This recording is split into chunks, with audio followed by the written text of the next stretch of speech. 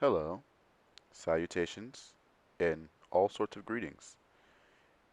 It's Nigerian Marks here to explain to you guys the Nigerian Civil War, the Holocaust of the Igbo people, and I'm going to explain to you guys how this is related to the material conditions of Nigeria, who was forced into capitalist economics by colonial Britain, and how the Holocaust of the Igbo people has continued to this day because of the material conditions present in Ala Igbo, or just the Igbo land in Igbo. But no, it's not because of any individual characteristics among Africans, like racist Western liberal historians will tell you, or because of our lack of faith in religion, like some African politicians will tell you, but the material conditions in Nigeria. So now I present to you the Biafra Civil War in Nigerian history, material conditions. Enjoy. One thing I've noticed, Premier, while I've been here, is that Northerners seem to have, I might almost call it, obsession about the Igbos. Could you perhaps explain that to me? Well, the Igbos are more or less the type of people whose desire is mainly to dominate everybody. If they go to a village, to a town, they want to monopolize everything in that area. If you put them in a labor camp as a laborer, within a year they will try to emerge as headman of that camp, and so on. Well, in the past, our people were not alive to their responsibilities, because you can see from our northernization policy that in 1952, when I came here, there weren't 10 northerners in our civil service here. Then I tried to have it northernized, and now all important posts are being held by northerners. Ancient Igbo society was at the slave society phase of the Marxist class progression, with constrained feudal development due to land being used for usufructory purposes. More rights were given to women, and societies were more egalitarian with more wealth and education for your average Igbo person than their contemporary neighbors. But however, don't let the use of the word egalitarian fool you. There were some things in ancient Igbo society that were not perfect, such as polygamy, and the treatment of women still wasn't up to modern standards, as I will provide in the sources later. But just know that your average Igbo had more education, more wealth, and later when Nigeria became a unified country, having more wealth, having more education on average, led to them being persecuted because they were on average more educated than their neighbors. For a better example of said society, you can read Things Fall Apart by Chinua Achebe if you need a visual example of said society. In contrast to the ancient Igbos, the ancient Hausa lived in a feudal system with strict classes, theocratic leaders, and a largely illiterate populace. The reason why they had gone from the slave society mode of production to the feudal mode of production, this was due to the material conditions in Hausa land. The Niger Delta, with the coastal Igbo and Yoruba tribes becoming mostly Christian due to having contact with Western Europe, while northern Nigeria was Muslim due to having contact with Arab and Berber traders. Again, the Hausas moved past slave society due to not being as materially fortunate as the other tribes in the desert, so less poverty alleviation was attempted in their Marxist progression of class societies. For more information on this, please read Walter Rodney's How Europe Underdeveloped Africa for a better idea of class development and class society in Africa. The ancient Yorubas were somewhere in between the ancient Igbos and the ancient Hausa. Their feudal development was more advanced than the ancient Igbos, but not as advanced as the ancient Hausas, and they still had some elements of slave society present within their society by the time of colonization.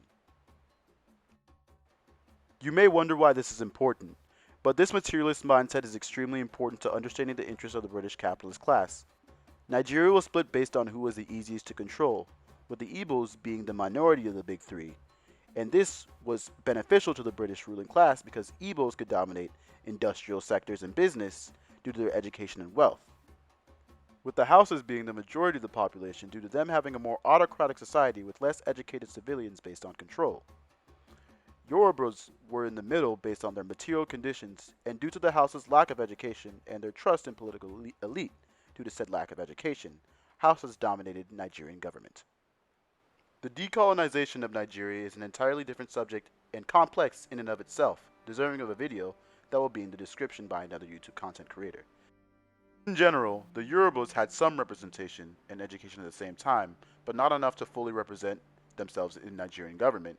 But the Igbos were educated more than the Yorubas, but were extremely underrepresented in Nigerian parliament. This created massive class antagonisms because they were the exact opposite of the Hausas in the northern desert region. On the contrary, the Hausas, who had political figures that they could elect into government due to them having more of a population in the country, but then lacking the education and the wealth inequality that was rampant in Hausa land, led to them not having jobs. These deep class antagonisms created conditions which led to the scapegoating of the Igbo people for the economic inequality created in post-colonial Nigeria. In a military coup, far too complicated to get into here, I will link several videos explaining this. The general source of the coup is unknown, whether it was the CIA, Igbos, Hausas, or Yorubas. But most Igbo officials were left unharmed by the coup, while other ethnic groups' leaders were killed. This culminated in violent pogroms of the Igbo people in the northern region of Nigeria and a mass exodus of Igbo people from northern Nigeria to southeastern Nigeria. Ultimately, it also led to Odumegwu Ojukwu seceding from Nigeria and creating the Republic of the Biafra. Chinua Achebe, a Nigerian Igbo author, wrote at the time, 30,000 civilian men, women, and children were slaughtered. Hundreds of thousands were wounded, maimed, and violated. Their homes and property looted and burned, and no one asked any questions. A Sierra Leonean living in northern Nigeria at the time wrote home in horror. The killing of Igbos has become a state industry in Nigeria.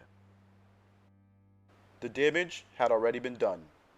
In what was most likely a destabilization attempt by Western imperialists from Great Britain to maintain control of Nigeria, one of the most wealthy and affluent nations in Africa, with the majority of Africa's population, the southeastern Igbos now believed this coup to be an attempt by the northern Hausa to seek an excuse to eliminate the Igbos as a political and economic threat in Nigeria. The Hausas and Yoruba plus other affiliated ethnicities believed the coup to be another attempt at Igbo domination. The seeds had now been planted for what was going to be one of the deadliest civil wars in African history. War was about to begin.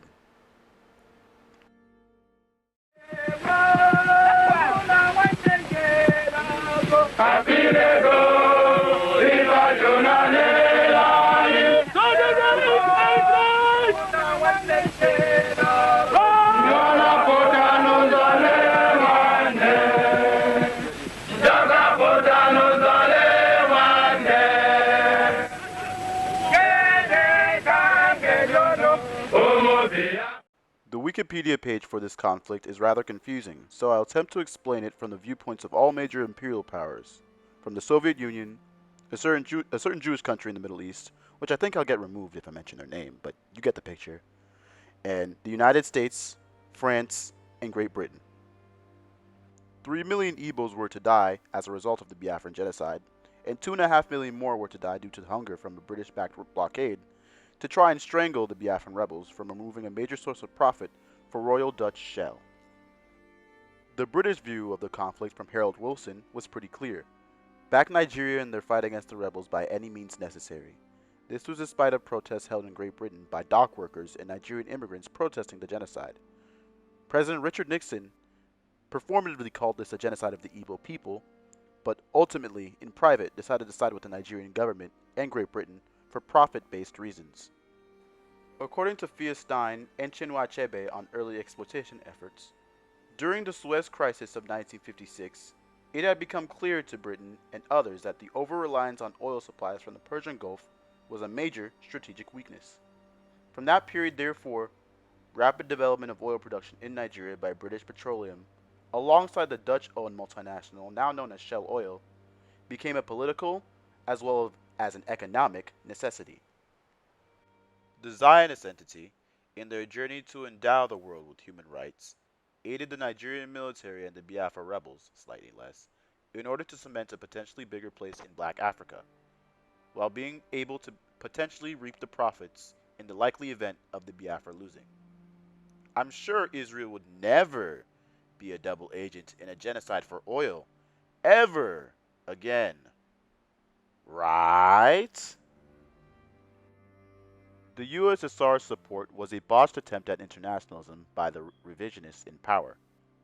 According to Angela Stenton, the Soviet Union in the Nigerian Civil War, a triumph of realism, the USSR's support for Nigeria was a strategic one, more so linked to the fact that Nigeria was an important military and social post in Africa.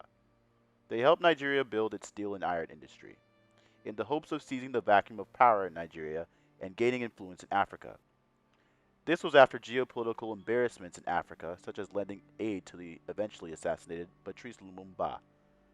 This war ultimately increased the influence of the USSR in Africa, but it was a long-term failure for the Bolsheviks due to the West still having economic dominance in the region.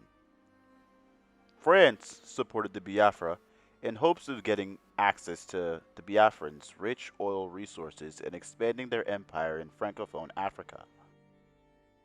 China also aided the Biafrans in military and ammunition support, furthering their conflict with the now revisionist Soviet Union.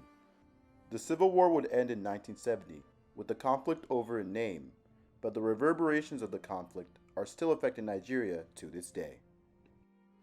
After several different military dictatorships, neoliberal IMF loans, and more, this conflict would continuously pop up, with the reverberations still being felt, such as with the execution of the Ogoni Nine in the 90s. Activists, including Ken Saro-Wiwa, who wanted to end Shell's environmental degradation and exploitation of the Ogoni land, which is, according to some sources, one of the most polluted areas on Earth. Royal Dutch Shell, as revealed in a 2019 lawsuit, paid for fake testimonies to charge the Ogoni Nine with murder and execute all 9 of them. Shell has faced a significant amount of controversy due to their dealings in Nigeria and them having paid off a significant majority of Nigeria's government officials. The Niger Delta accounts for about 7 to 8% of the world's total oil supply, and Shell has repeatedly been slow in its cleanup of the said Niger Delta for profit incentive reasons.